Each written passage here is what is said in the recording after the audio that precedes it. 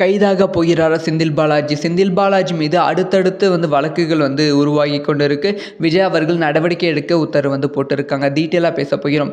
செந்தில் பாலாஜி மீது திமுக ஆட்சியில் இருக்கும்போதே அடுத்தடுத்து குற்றச்சாட்டுகள் இருந்து கொண்டு தான் இருந்தது.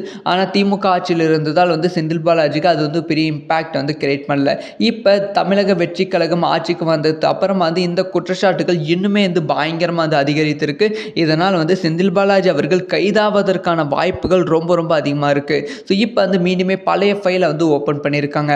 அதாவது டிஎம்கே வருஷம் 100 கோடி 200 கோடி கட்சி நிதி அப்படிங்கிற பெயரில் ஷேர் ஆகிட்டே இருக்கும். ஸோ அது கட்சி நிதி பேரில் இருக்கும். ஆனால் அது கட்சி நிதி கிடையாது, மக்களோட வரி பணம். ஸோ அந்த ஒரு வரி பணத்தை செந்தில் பாலாஜி அவர்கள் தான் வச்சுருந்தாங்களாம். ஸோ இந்த ஒரு கேஸ் மீண்டும் தோண்டி எடுத்திருக்காங்க. ஸோ இந்த ஒரு கேஸுக்கான விசாரணை போய்கொண்டு இருக்கு. அதே சமயம் சிபிஐ விசாரணையும் இப்போ தொடங்கியிருக்கு. ஸோ அடுத்தடுத்து செந்தில் பாலாஜிக்கு நெருக்கடி மேல் நெருக்கடி தமிழக வெற்றி கழகம் சிபிஐயும் கொடுப்பதற்கு வாய்ப்புகள் ரொம்ப ரொம்ப அதிகமாக இருக்குது. இதனால் திமுக அரசாங்கம் பெரும் அச்சத்தில் இருக்குது. அதாவது செந்தில் பாலாஜியை விட திமுக ஆட்சி தான் திமுக தான் பெரும் அச்சத்தில் இருக்குது. செந்தில் பாலாஜி மாற்றிக்கிட்டால் திமுக பற்றி பல உண்மைகள் வெளிவருவதற்கான வாய்ப்புகள் இருக்குது.